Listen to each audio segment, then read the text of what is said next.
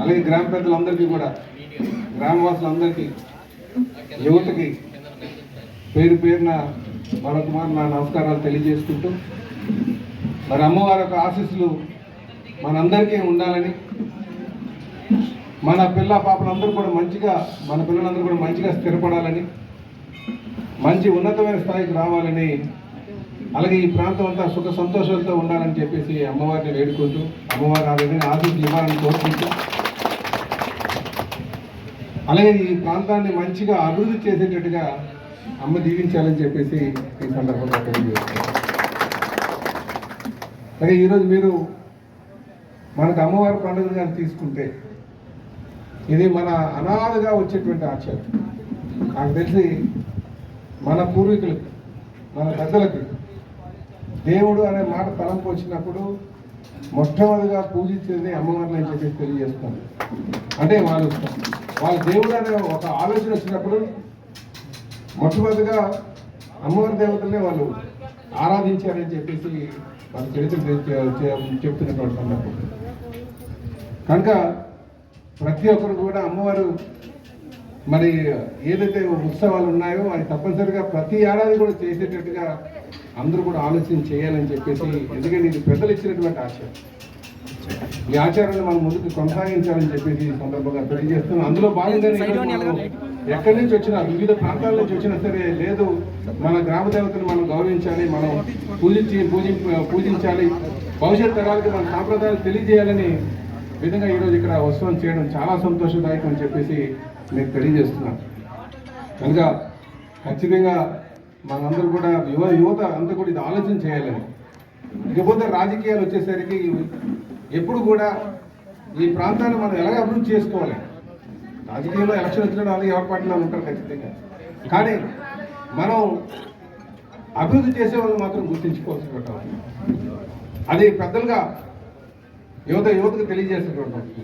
అందుకే రాజకీయ నాయకులు ఎలా ఉండాలంటే, అరే మీ గవర్నమెంట్ ఏం చేసింది, మా గవర్నమెంట్ ఏం చేసింది, ఒక నిర్మాణాత్మకమైన చర్చ జరగాలి.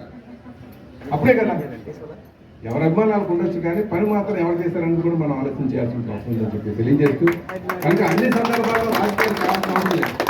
అన్ని సందర్భాల్లో రాజకీయాలు చేయాల్సిన అభివృద్ధి చేయగలుగుతాం.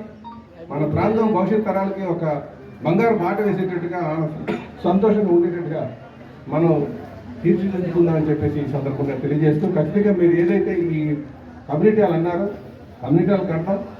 ఇది మళ్ళీ ఏదైతే డైలాగ్ డేట్ అంటే పాడైపోయినటువంటి స్టేజ్లో ఉంది కనుక దీన్ని తొలగించి మళ్ళీ కొత్తదాన్ని నిర్మాణం చేయిద్దామని చెప్పేసి తెలియజేస్తాం. అలాగే పైన కూడా కావాలంటారు, 2 ఫ్లోర్లు వేసి 1 ఫ్లోర్ అంతా లైబ్రరీ పెట్టి విద్య వైపు అందరూ కూడా నడవాలి.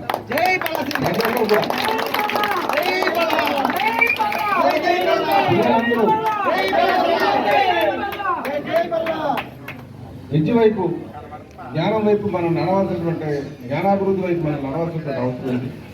దానికి లైబ్రరీస్ అన్ని కూడా దోహదపడతాయి.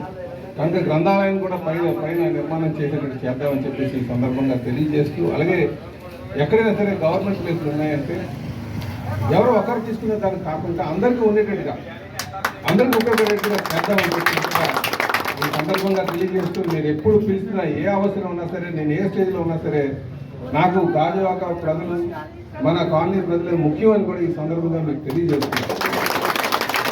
కొంతమంది అనుకుందా నేను స్టేట్ ప్రెసిడెంట్ అయిపోయిన కనుక నేను అస్తమానం విజయవాడ ఉంటాను. ఎప్పుడు విజయవాడ కాదు, 5 రోజులు మనం మన నియోజకవర్గంలో ఉంటాం. తెల్లవారి నుంచి సాయంకాలం వరకు కూడా మన, ఎందుకంటే ఏదైనా సరే నేల విడిచి సాగు చేయకూడదు. కనుక మన ప్రాంతం, మన ప్రజలు మనకు ముఖ్యం అని చెప్పేసి ఈ సందర్భంగా తెలియజేస్తూ, మీరు ఎప్పుడు ఏ అవసరం నన్ను పిలిస్తే నేను పలుకుతానని, మన అభివృద్ధిగా చేయంగా ముందుకెళ్దాం అని చెప్పి మీకు తెలియజేస్తూ, నాకు ఈ స్థాయిని కల్పించినందుకు నేను మరొకమారు నేను చంద్రబాబు నాయుడు గారిని, లోకేష్ బాబుకి మనస్ఫూర్తిగా ధన్యవాదాలు తెలియజేస్తూ, ఇంత భారీ మెజార్టీతో నాకు గెలిపించినందుకు మీ అందరికీ కూడా నేను పేరు ధన్యవాదాలు తెలియజేస్తాను. ఎందుకంటే ఈరోజు నేను నాకు ఈ భారీ మెజార్టీ ఇచ్చినందుకు ఈ గౌరవం నాకు దక్కిందని కూడా ఈ సందర్భంగా తెలియజేస్తున్నాను. ఈ గౌరవం కేవలం మీ అందరి వల్ల అని చెప్పి తెలియజేస్తూ నేను సెలవు తీసుకున్నాను. నమస్కారం.